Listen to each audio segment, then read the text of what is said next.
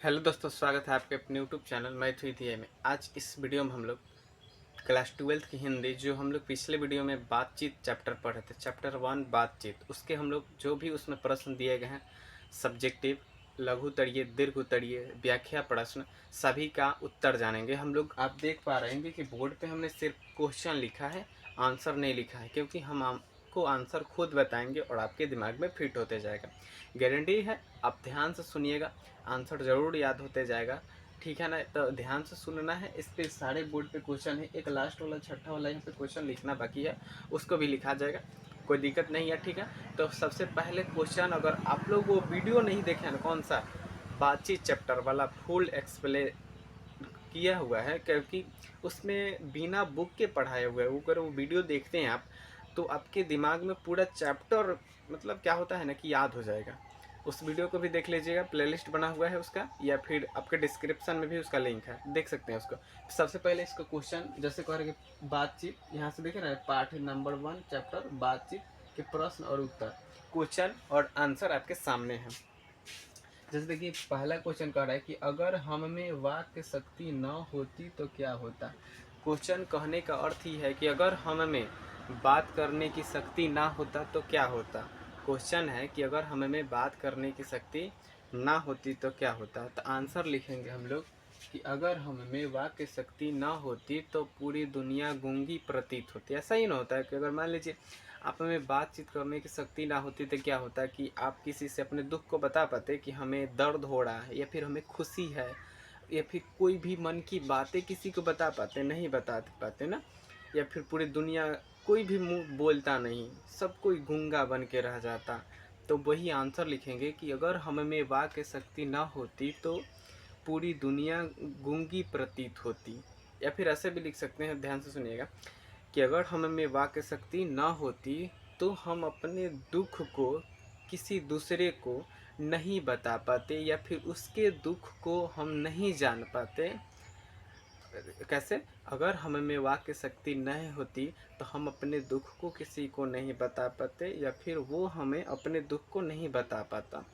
पूरी दुनिया गूंगी प्रतीत होती और हम किसी कोने में लुंज पुंज हो करके बैठे रहते, मतलब एकदम दुबक करके, किसी से मतलब नहीं। जब बात ही नहीं करेंगे हम किसी से, तो मतलब कैसे रहेगा किसी से।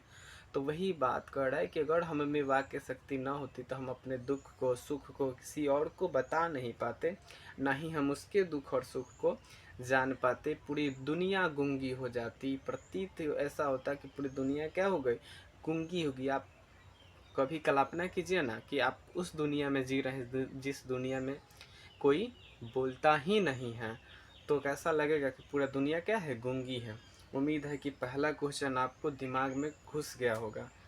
ठीक है, दूसरा क्वेश्चन है कि बातचीत के संबंध में बेन जॉनसन और एडिसन का क्या मत है। तो आंसर लिखेंगे हम लोग कि बातचीत के संबंध में बेन जॉनसन और एडिसन के अलग अलग मत हैं। मतलब दोनों आदमी जो है बातचीत के संदर्भ में, बेन जॉनसन कुछ और कहा है तो एडिसन कुछ और कहा है। ठीक है, तो बातचीत के संबंध में बेन जॉनसन और एडिसन के अलग अलग मत हैं। बेन जॉनसन कहते हैं कि सच है कि जब तक मनुष्य बोलता नहीं है उसके रूप का साक्षात्कार नहीं होता है। जैसे जब तक कोई मनुष्य बोलेगा नहीं, कोई इंसान किसी से बात नहीं करेगा, अगर हम किसी से मिलने गए, हम उससे बात नहीं किए, तो हमें पता कैसे चलेगा कि वो इंसान कैसे है, कैसा है, उसका आचरण कैसा है, उसका रहन सहन कैसा है।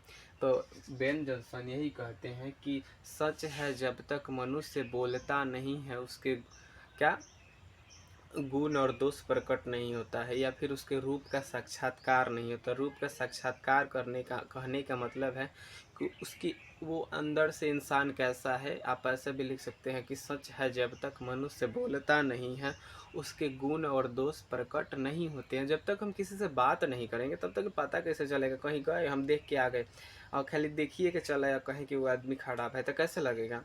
जब तक उससे बात कीजिए, पता कीजिए सच में वो इंसान कैसा है, तब तो कुछ मतलब उसके गुण और दोष के बारे में पता चलेगा। तो इतना तो बेन जॉनसन ने कहा था। फिर कहा एडिसन, एडिसन का यह मत है, या फिर बातचीत के संबंध में एडिसन यह कहते हैं कि असल बातचीत दो व्यक्तियों के बीच में ही हो सकता है।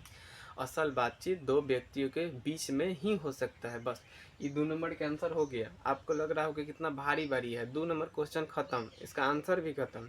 जैसे कह रहे कि दो लोगों के बीच में असल बातचीत होता है। आप भी कभी देखिएगा, कहीं दो दोस्त जब बात करेंगे आप लोग, तो अपना पर्सनल बात और उसका पर्सनल बात आप जान पाएंगे। जैसे आपका तीसरा दोस्त आता है, उतना अच्छे से आप लोग बात नहीं कर पाते होंगे।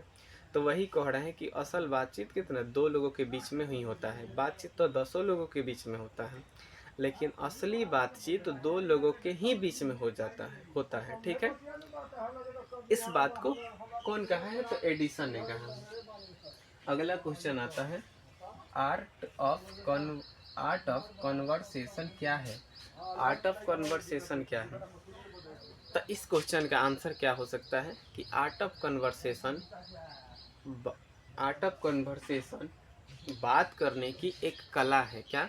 आर्ट ऑफ कन्वर्सेशन बात करने की एक कला है जो यूरोप के लोगों में पाई जाती है। बात करने की कला है जो यूरोप के लोगों में क्या पाई जाती है। ऐसा लगेगा जैसे आप यूरोप के लोगों से बात करेंगे तो ऐसा लगेगा ना कि उनके वाणी से, यानी कि उनके शब्दों से क्या होता है, आप मोहित हो जाएंगे। उनके शब्दों से ऐसा लगेगा जैसे क्या मध टपक रहा है। उनके बात करने का क्या होती है, उनके पास कला होता है। आपके पास भी बात करने की कला नहीं होगा तो उसे डेवलप करना चाहिए, क्योंकि आप जब तक ले किसी से अच्छे से बात नहीं करेंगे ना, तो आपका मतलब आपसे क्या हो जाता है, दुश्मनी हो जाता है। आप किसी से अच्छे से बात करेंगे तो वो आपसे भी अच्छे से बात करता है।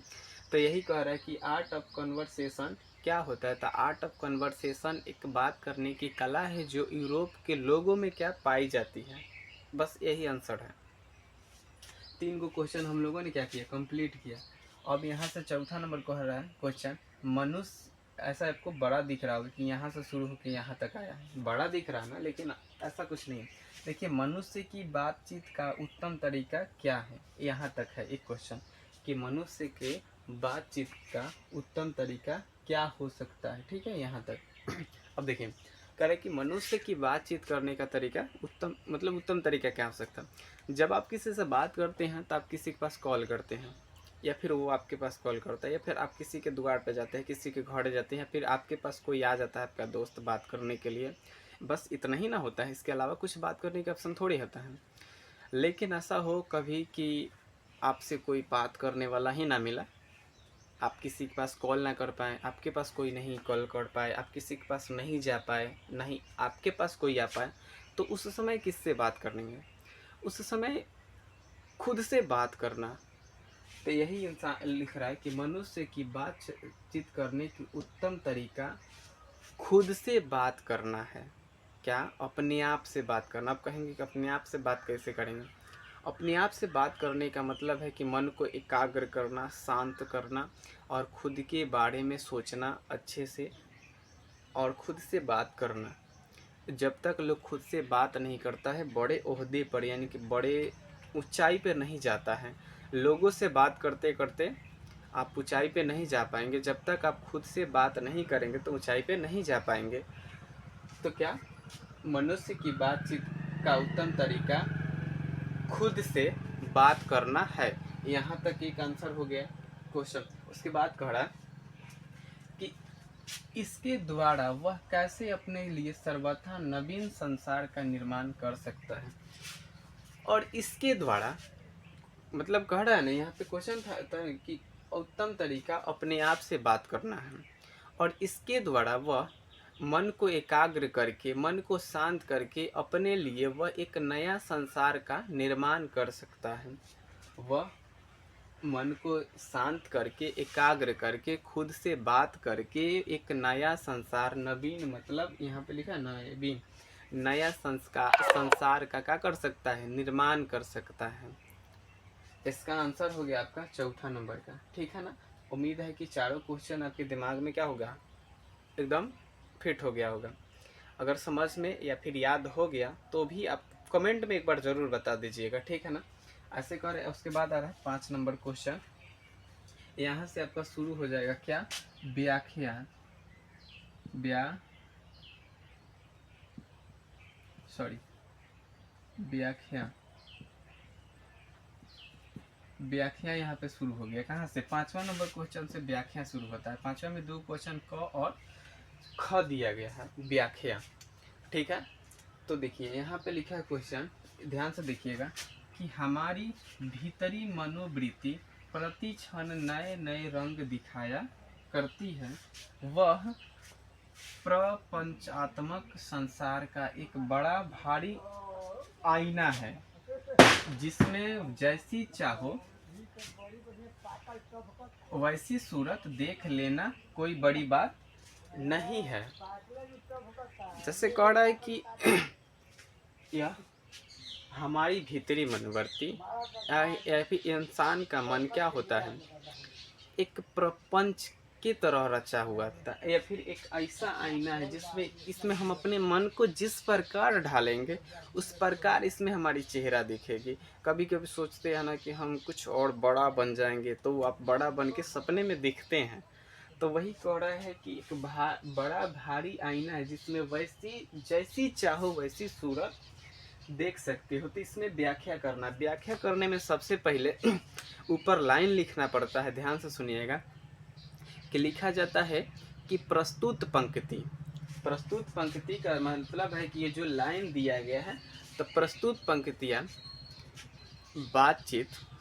प्रस्तुत पंक्तियाँ बातचीत से लिया गया है। फिर ऐसे भी लिख सकते हैं, आप कुछ भी ऐड करके लिख सकते हैं, लेकिन शुरुआत में ये लिखना पड़ता है कि प्रस्तुत पंक्तियाँ बालकृष्ण भट्ट द्वारा रचित पाठ बातचीत से लिया गया है। क्या? प्रस्तुत पंक्तियाँ बालकृष्ण भट्ट द्वारा रचित पाठ बातचीत से लिया गया है। एक पंक्ति के माध्यम से, कौन? इस पंक्ति के माध्यम से कवि या फिर लेखक कहना चाहते हैं कि हमारे अंदर एक ऐसी क्या है, मनोवृत्ति है जो अलग अलग अनेकों प्रकार की क्या दिखाया करती है, रंग दिखाया करती है। समझ में आ रहा ना कि इस पंक्ति के माध्यम से कवि या फिर लेखक, जो भी आपका मन करे लिख सकते हैं, कहना चाहते हैं कि हमारे अंदर एक ऐसी मनोवृत्ति है जो अलग अलग रंग दिखाया करती है। वह एक प्रपंच के रूप में या फिर जो साजिश के रूप में एक बड़ा भारी आईना है। मतलब साजिश वाला एक बड़ा, बहुत बड़ा क्या है, आईना है जिसमें हम जैसी सूरत चाहेंगे वैसी देख सकेंगे, जैसी चाहो वैसी सूरत देख सकेंगे। समझ में आया कि प्रस्तुत पंक्ति बालकृष्ण भट्ट द्वारा रचित पाठ बातचीत से लिया गया है। इस पंक्ति के माध्यम से लेखक कहना चाहते हैं कि हमारे मनोवृत्ति में प्रति क्षण नए नए रंग क्या करती है, दिखाती है। मतलब अलग अलग क्या दिखाती है, रंग दिखाती है। और वह एक प्रपंच संसार का रचना करती है। हमारे अंदर एक बड़ा, बहुत बड़ा आईना होता है जिसमें हम जैसा चाहें वैसा सूरत देख सकेंगे। इसका मतलब यही था। ठीक है, अगला क्वेश्चन आपका है कौन नंबर? ख नंबर। इसी में का है, व्याख्या में कहेंगे, सच है जब तक मनुष्य बोलता नहीं तब तक उसका गुण दोष प्रकट नहीं होता है। गुण दोष प्रकट नहीं होता है। जैसे ये तो आपको पता ही है कि ये जो कथन पूरा दिया गया, इसका किसका कथन है? तो बेन जोंसन का कथन था।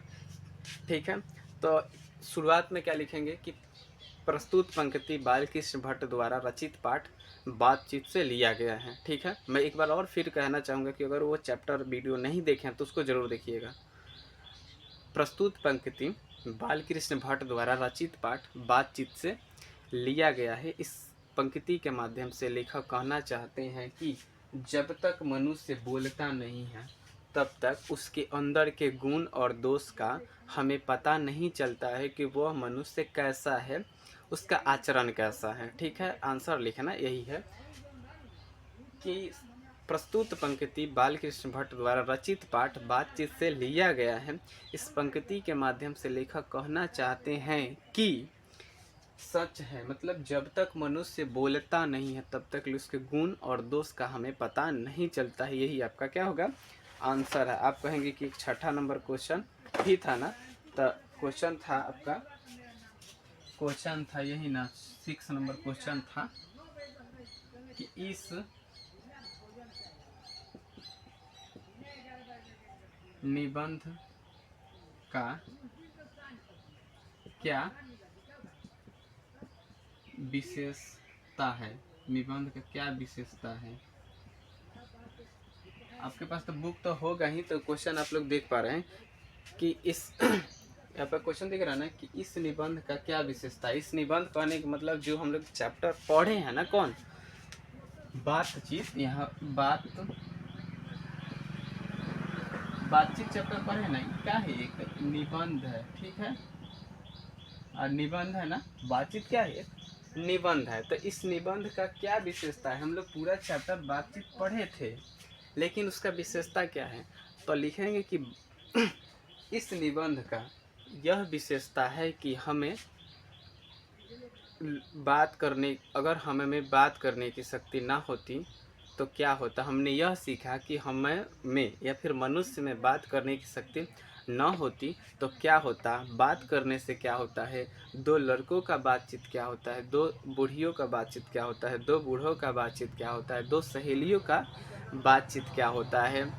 समझ में आ रहा ना, ये सारी बातें हम लोगों ने सीखा। चार लोगों की बातचीत क्या होती है, असल बातचीत किनके बीच में होती है, यही इसकी क्या है, विशेषता है कि हम लोग बात करने की कला सीखते हैं। असल बातचीत क्या होता है सभी हम लोग क्या करते हैं, जानते हैं इसमें।